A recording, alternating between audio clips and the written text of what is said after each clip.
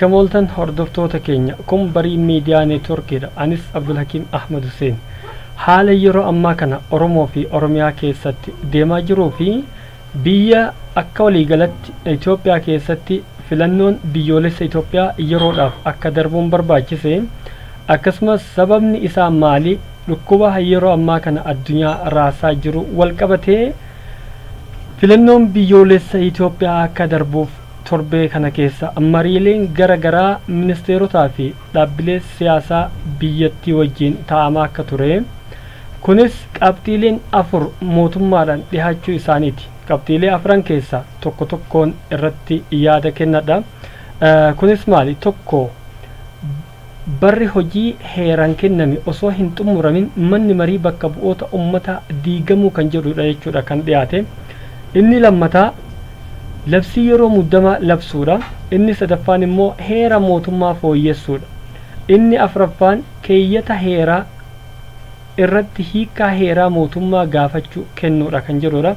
Kana keessaa Oromoodhaaf kamtu faayidaa qabaa fi kamtu faayidaa hin qabne. Yeroo ammaa hayyoonni Oromoodhaa keessattuu heera mootummaa fooyyessuu kan jedhu irratti yaadota garagaraa kennaa jiru jechuudha. Kunis fedhiin sirna nafxanyaa deebisanii biyya sanitti Itoophiyaa takkatti ummata tokkicha aadaa tokko seenaa tokko kan jedhu deebisanii ijaaruu irratti wanti hojjetamaa jiru hedduudha. Isaan kana milkeessuuf wanti hin hojjetamne hin jiru. Arra azeeman EBN'n warra Amaaraa keessattuu keeyyata 39 fi mirga naannolee kan jedhu balleessanii Itoophiyaa takkatti kan jedhutti deebisuudhaaf tattaaffiilee hedduu godhaa jiranii. Kun ummata Oromoo deebisanii gabroomsu mirga Oromoon hanga ammaatitti argatee qabuuyyu deebisanii haalu yookaan immoo balleessuudha ta'a jechuudha.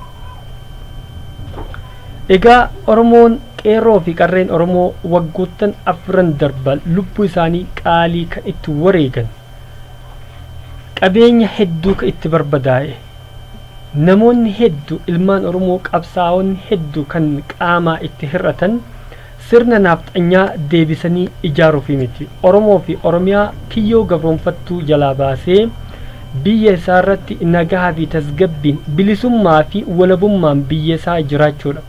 Har'a ammoo erga mootummaan kun aangootti dhufee Oromoon akka barbaade waan kaleessa qabsoo itti godhaa ture san gonfate jechuun hin danda'amu. Inumaayyuu waan qabsoo itti godhaa ture san qabsoon harkaa miliiqtee warruma kaleessa qabsoo itti godhaa ture san tooftaadhaan harka isaanii seente. Kunis akkamitti ta'e? Qabsaa'onni Oromoo baroota dheeraaf qabsoo Oromoo geggeessaa turan kan bu'aa bayii hedduu keessa qaxxaamuranii kanneen lubbuun darbanii fi kan har'a lubbuun jiranis yeroo qabsoon Oromoo akkasitti finiintu san keessatti qophaa'insa hin qaban turan. Gariin isaanii immoo biyya keessa hin turre.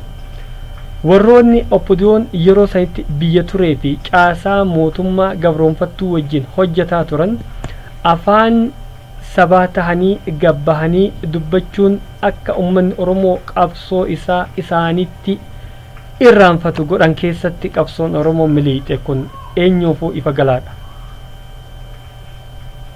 Har'a qabsoon akkasitti ilmaan Oromoo wareegama qaalii itti kafalanii akka ilmaan Oromoo itti milkaa'an gochuuf qooda guddaa taphatan keessatti qoonni Oromoon yookaan qeerroo fi qarreen argatan tokkollee hin jiru yoo jedhames waan nama saalfachiisu miti.